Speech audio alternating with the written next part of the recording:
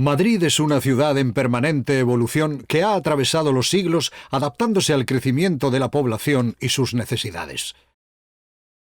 Primero, alrededor del núcleo histórico inicial, después aventurándose poco a poco más allá de los límites de la capital hasta alcanzar el ritmo vertiginoso de expansión de los siglos XX y XXI.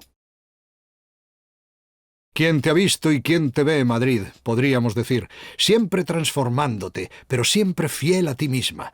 Cada época dejando su huella en Madrid, la ciudad que cambia.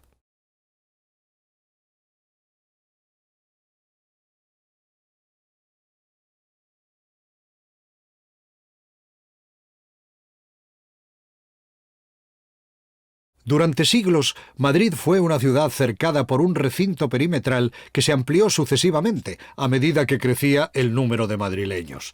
No se hablaba entonces de urbanismo ni de planificación.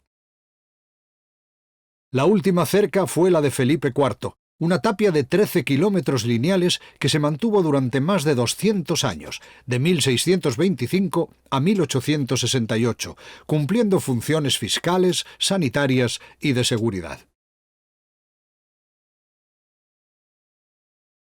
A finales del siglo XIX, Madrid desbordaba por las costuras y se vio la necesidad de acometer una ampliación. Así comenzó la demolición de la cerca y se hizo a conciencia. Esta es la única muestra que nos queda de aquella tapia, además de algunas de sus puertas: Toledo, San Vicente y Alcalá, convertidas actualmente en un elemento puramente ornamental.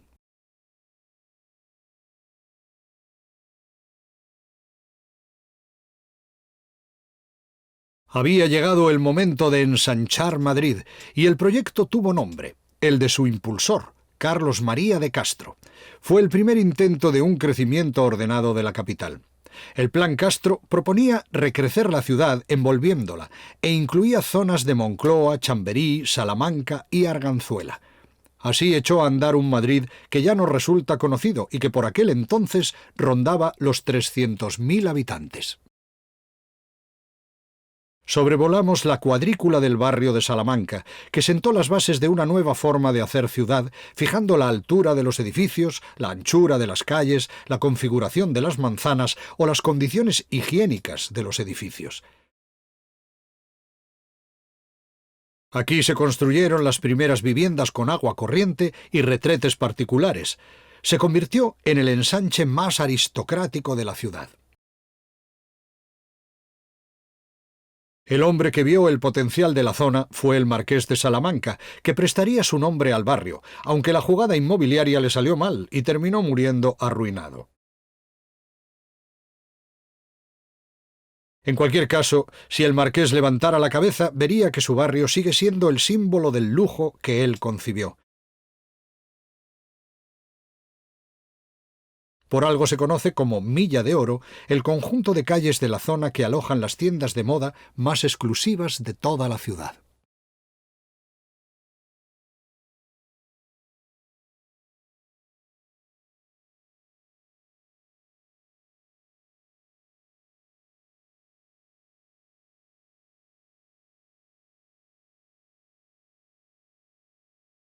Madrid también empezó a crecer por el noroeste, a partir de la Plaza de España y a ambos lados de la calle Princesa, Chamberí a la derecha y a la izquierda Argüelles.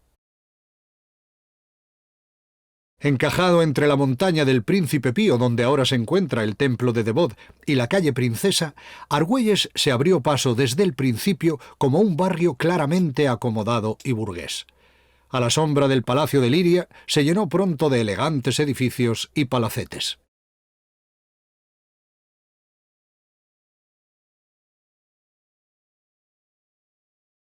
Como el del Marqués de Cerralbo, convertido hoy en casa museo. Un lugar donde el tiempo parece haberse detenido, porque todo está tal y como lo diseñó el marqués. Uno esperaría cruzarse con un criado con librea, ver girar a las parejas en el salón de baile, o escuchar el entrechocar de las bolas en la sala de billar. Así vivían los aristócratas de finales del siglo XIX, con lujo y con las últimas comodidades de su tiempo.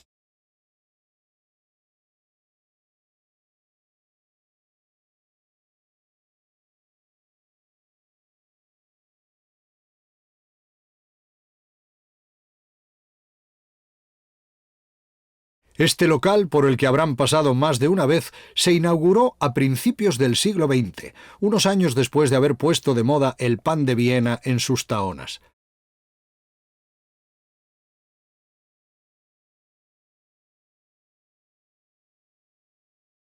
¿Sabían que el negocio de Viena Capellanes pasó por las manos de los hermanos Baroja, Pío y Ricardo, sobrinos de los fundadores? Ya ven, no todo fue literatura en la vida de don Pío.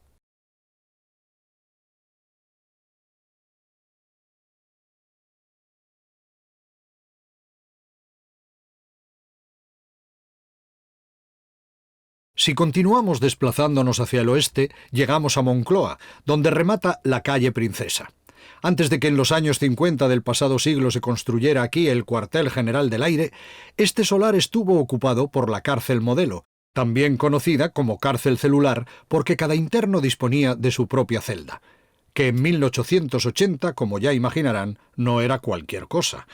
Años antes, la escritora y periodista Concepción Arenal ya abogaba por la reforma del Código Penal y el sistema penitenciario para mejorar las condiciones infrahumanas de las cárceles españolas.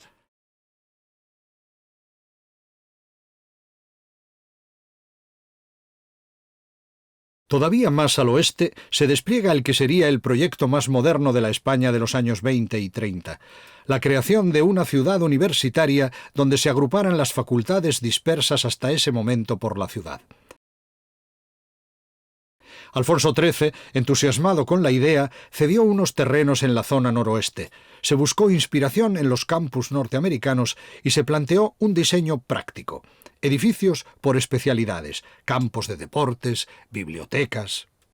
La guerra civil no solo truncó el desarrollo de la ciudad universitaria, sino que la convirtió en cruento campo de batalla. Si entonces hubiera existido el faro de Moncloa, desde sus 92 metros de altura se habría contemplado un panorama de destrucción. El 40% de los edificios quedaron arrasados. Con el fin de la contienda, el régimen de Franco erigió este Arco de la Victoria en el umbral de la Universitaria, el enclave que tanto le había costado doblegar.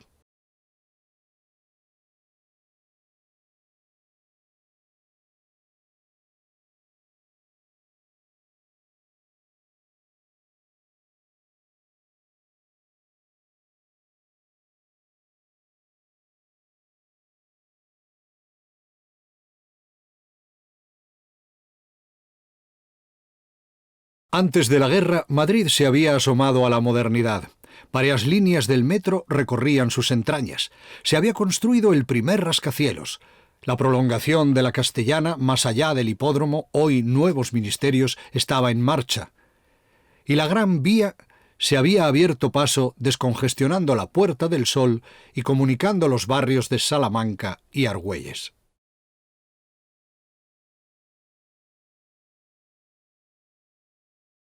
Ese desarrollo se había parado en seco, y los años 40 fueron tiempos de reconstrucción para una ciudad con 1 millón de habitantes que tuvo que hacer frente a la continua llegada de personas. Comenzaron a surgir núcleos chabolistas, también casas modestas levantadas con el esfuerzo de los inmigrantes. Se establecieron los llamados poblados dirigidos y comenzó la anexión de municipios antes independientes, como Carabanchel en abril de 1948 y Vallecas en diciembre de 1950.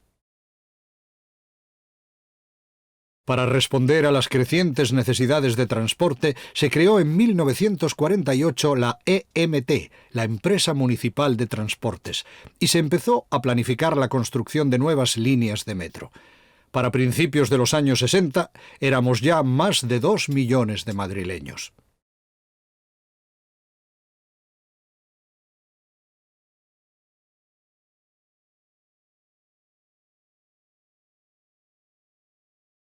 Fueron los años del desarrollismo y en Madrid se puso en marcha una operación urbanística rompedora para la época, el complejo Azca, en el ensanche norte de la Castellana.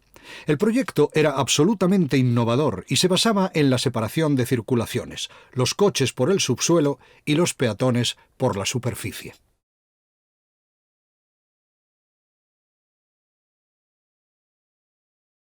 Las obras no comenzaron en firme hasta los 70. La instalación de entidades financieras en elevadas torres de oficinas conformaron la personalidad de este pequeño Manhattan madrileño. Ahora, este conjunto de rascacielos nos resulta familiar, pero en su momento fue un icono de modernidad que se completó en los 80, los años de la movida. Madrid contabilizaba cerca de 3.200.000 habitantes y alrededor de 1 millón de vehículos circulando ya por los primeros tramos de la M30. Un antes y un después en la forma de moverse por la ciudad, que en 1988 quedó organizada en 21 distritos.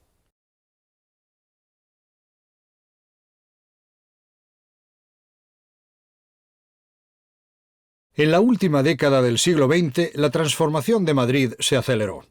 Comenzó la construcción de la M40 y parte de la M50. Se inauguraron intercambiadores de transportes. Se amplió la red del metro. Se crearon grandes parques como el Juan Carlos I y nuevos barrios en los bordes de la capital. Valdebernardo fue uno de ellos. Donde ahora vemos edificios de viviendas, había en origen campos de cultivo de cereal. Se proyectó en el distrito de Vicálvaro con la intención de ser modelo para otros barrios de España. Con un urbanismo abierto, de amplios espacios públicos, vertebrado por 2 grandes bulevares pensados para el paseo y la vida social. Los primeros vecinos llegaron en la primavera de 1995 y la vecina más ilustre, ya saben, ha sido la reina de España, cuando era tan solo la periodista Leticia Ortiz.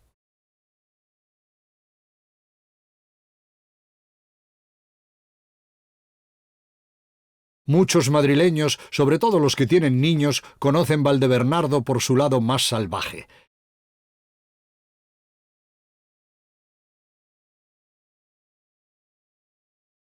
Es un decir, nos referimos a Faunia, el parque de la naturaleza que abrió sus puertas hace ya 20 años.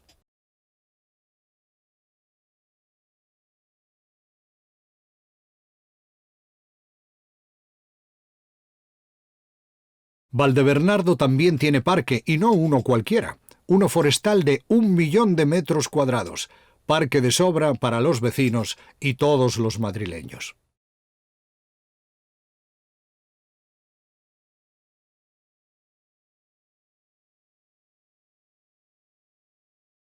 El hecho es que Madrid había cogido carrerilla, y el Plan General de 1997 aprobó nuevos desarrollos urbanísticos en el norte, el sur y el sureste de la ciudad. Nombres que ya no son una novedad, como Las Tablas, Montecarmelo, San Chinarro, el Ensanche de Vallecas o el de Carabanchel. Los vecinos de Montecarmelo estrenaron siglo, estrenando barrio. En un espacio comprendido entre la carretera de Colmenar y la M40 se trazaron anchas avenidas con grandes rotondas y urbanizaciones cerradas de poca altura. Desde el aire llaman la atención estos 3 edificios. ¿Será una empresa? ¿Un complejo ministerial? ¿O una reproducción del Pentágono a pequeña escala? Ninguna de las 3 cosas. Es el Colegio Alemán, calificado en 2016 por los Oscar de la arquitectura como el colegio más bonito del mundo. Es además el mayor proyecto de construcción civil de Alemania en el extranjero, una explosión de color blanco, llamativo desde arriba y desde abajo.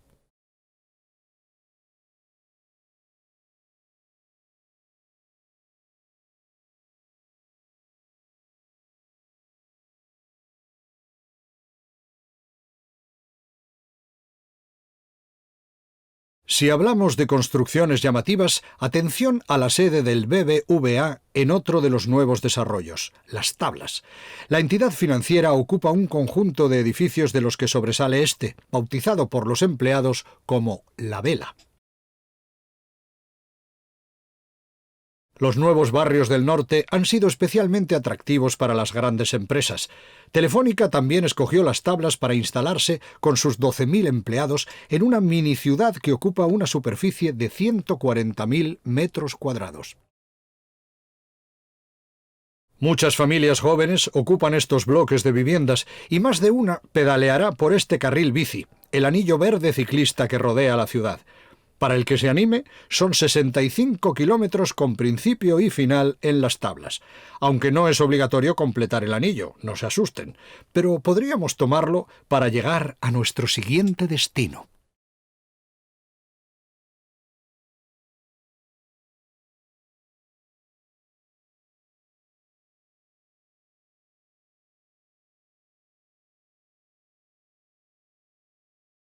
Esta imagen identifica rápidamente San Chinarro, el tercer ensanche del norte. Es el edificio mirador que rompe el paisaje de manzanas residenciales que caracteriza el barrio. Lo que le ha dado fama es la gran abertura central situada a partir de la planta 12, donde hay precisamente un mirador y espectaculares vistas a la sierra. Hagan un esfuerzo de imaginación, tumben el edificio y verán cómo el mirador se transforma en el patio de una manzana tradicional. ¡Voilà! La intención del diseño que pretendía así liberar espacio público.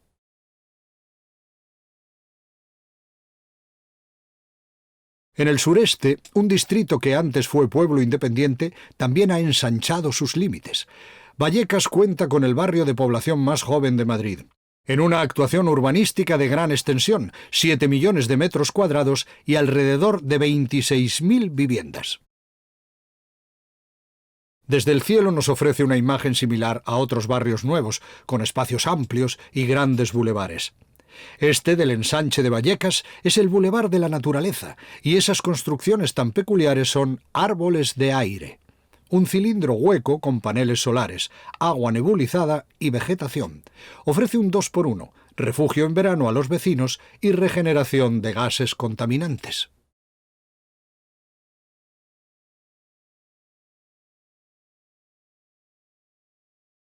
En los nuevos barrios, la arquitectura está mostrando su cara más atrevida. ¿Qué les parece este edificio? No solo es llamativo su color, que lo es, también el material que lo recubre, policarbonato, un tipo de plástico aislante térmico y acústico, y su fachada con 369 ventanas de 8 medidas diferentes. Y como contraste, sin salir de Vallecas, la Torre Negra de 74 metros de altura. El futuro pulmón verde del barrio será el Parque de la Gavia, que recibe su nombre del arroyo que lo atraviesa y su inspiración oriental del arquitecto premio Pritzker que lo diseñó, el japonés Toyo Ito.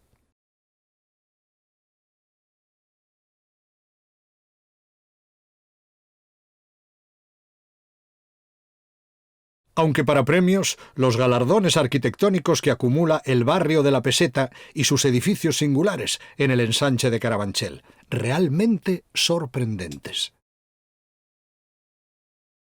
De colores como este, del que los autores gustan de destacar los patios de altura. O este otro, revestido de bambú a modo de aislamiento. Por cierto, con este edificio hemos presumido fuera de nuestras fronteras. Una réplica viajó hasta Shanghái para participar en la Expo de 2010. Hoy hay edificios vanguardistas donde antes hubo palacios y fincas de recreo de la aristocracia. Ya no queda ninguno. El edificio más antiguo es este conjunto de pabellones de ladrillo de principios del siglo XX, el Hospital para Epilépticos San José, rodeado de un gran pinar que se ha convertido en una de las señas de identidad del barrio. Fueron los monjes del hospital los que mandaron plantar los pinos, convencidos de que el contacto con la naturaleza favorecería la salud de sus enfermos.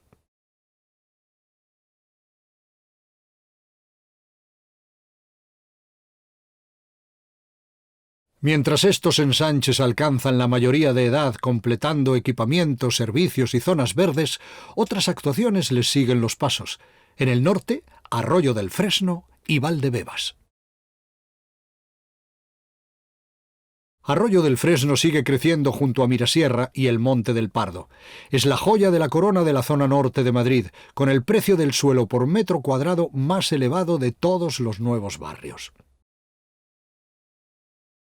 Y este otro barrio es muy conocido, aunque no por razones urbanísticas. Muchos madrileños sabrían situarlo en el mapa sin problemas porque aquí entrena el equipo de sus amores. Los que ven dando patadas al balón en esos campos de fútbol son jugadores del Real Madrid de cualquiera de sus categorías. Y esta es la ciudad deportiva del equipo merengue desde 2005. Estamos en Valdebebas. Los primeros vecinos recibieron la llave de su casa en 2013, aunque todavía queda mucho por construir y se calcula que cuando esté terminado podrá llegar a acoger 40.000 residentes. Cuando lleguen, encontrarán en su barrio una gran zona verde, el Parque Forestal Felipe VI, inaugurado en 2015. Esta extensión que contemplamos equivale aproximadamente a 4 veces el Retiro.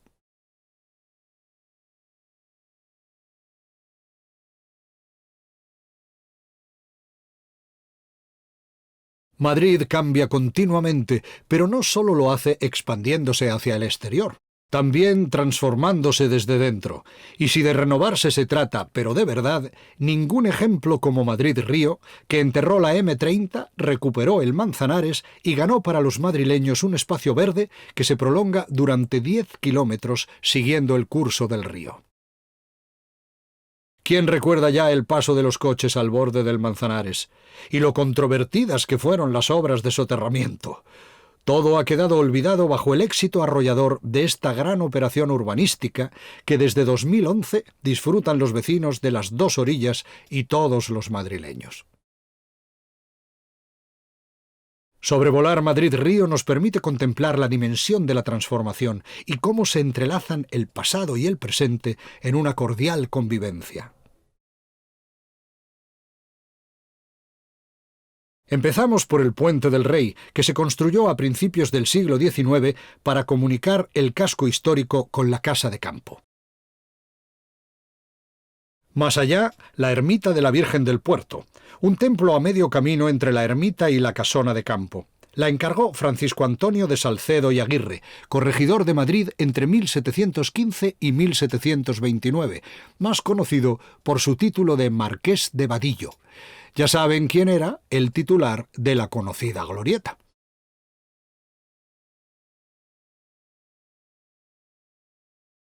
Aquí el Puente de Segovia, el más antiguo de la capital, construido en tiempos de Felipe II.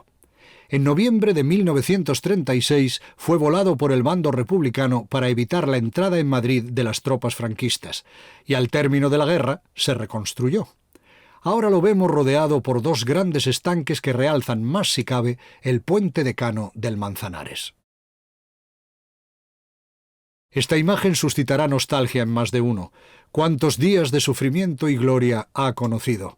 La historia del Atlético de Madrid se escribió durante medio siglo en el Vicente Calderón, que como ven ya es también historia.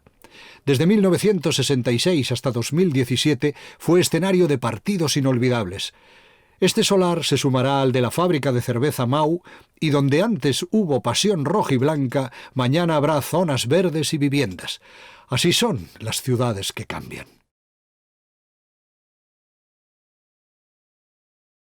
Pero no nos dejemos arrastrar por la nostalgia y vamos a fijarnos en el tercer puente histórico, el de Toledo, que aunque nos cueste creerlo, fue arrasado en 2 ocasiones por las crecidas del Manzanares.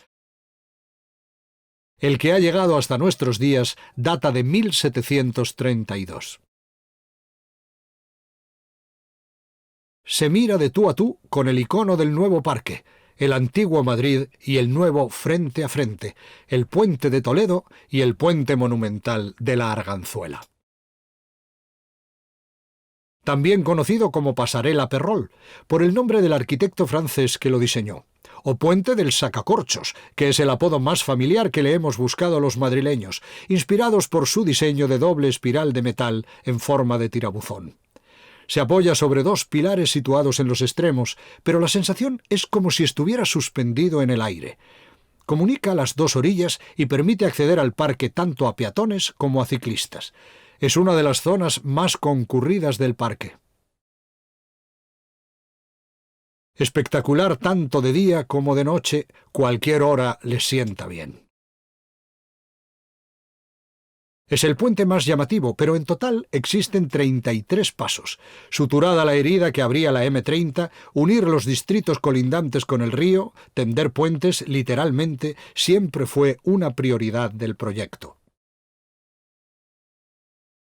Estos que vemos, con esa curiosa forma de canoa invertida, son los puentes del Invernadero y el Matadero, conocidos como los puentes gemelos. Por fuera, nada especial los hace destacar, pero vamos a asomarnos por dentro. Miren lo que esconden. Los personajes que vemos en las bóvedas son vecinos de los barrios cercanos, 25 en cada puente, representando la diversidad humana de la zona. El artista Daniel Canogar los fotografió colgados de una grúa como si flotaran en el aire y los reprodujo después en estos originales mosaicos.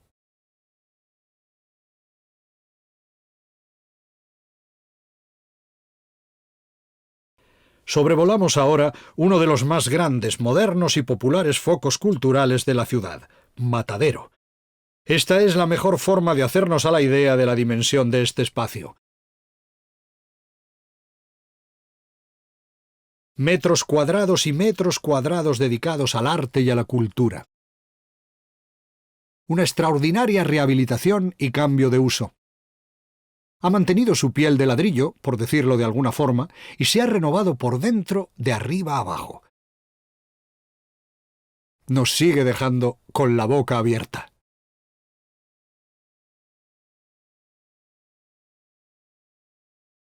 Y no la cierren, porque ¿cómo creer que esto era el almacén de hortalizas anexo al matadero?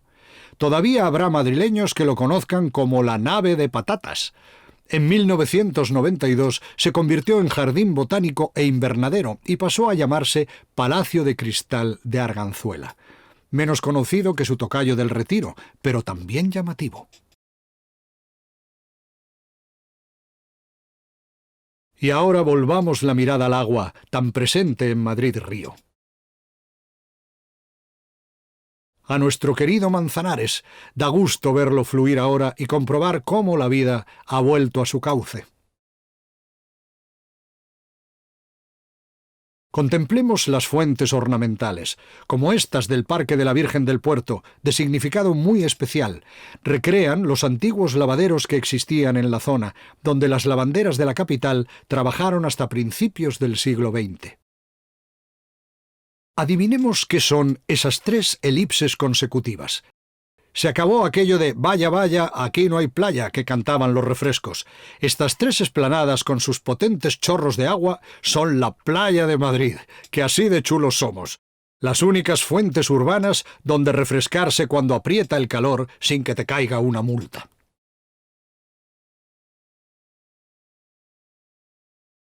El eje que une y da continuidad a todo el parque es este paseo arbolado de 30 metros de ancho y más de 6 kilómetros de longitud, el llamado Salón de Pinos. La razón de su nombre bien a la vista está, ¿no? En menos de una década, los madrileños hemos hecho nuestro este espacio robado a los coches. Madrid-Río se ha convertido en uno de los parques más populares de la ciudad, donde lo mismo se puede practicar deporte a cualquier hora, pasear o jugar con los niños.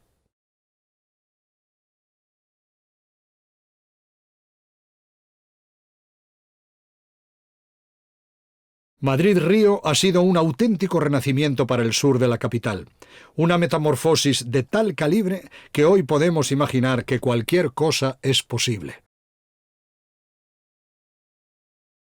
Madrid está escribiendo ya los siguientes capítulos de su evolución, que bien podríamos arrancar, por ejemplo, aquí, en la Plaza de España. Ahora la vemos patas arriba, pero cuando esté terminada, habremos ganado otro gran eje verde para la ciudad. Y vendrán más y más capítulos porque Madrid, la ciudad que cambia, es nuestra particular historia interminable.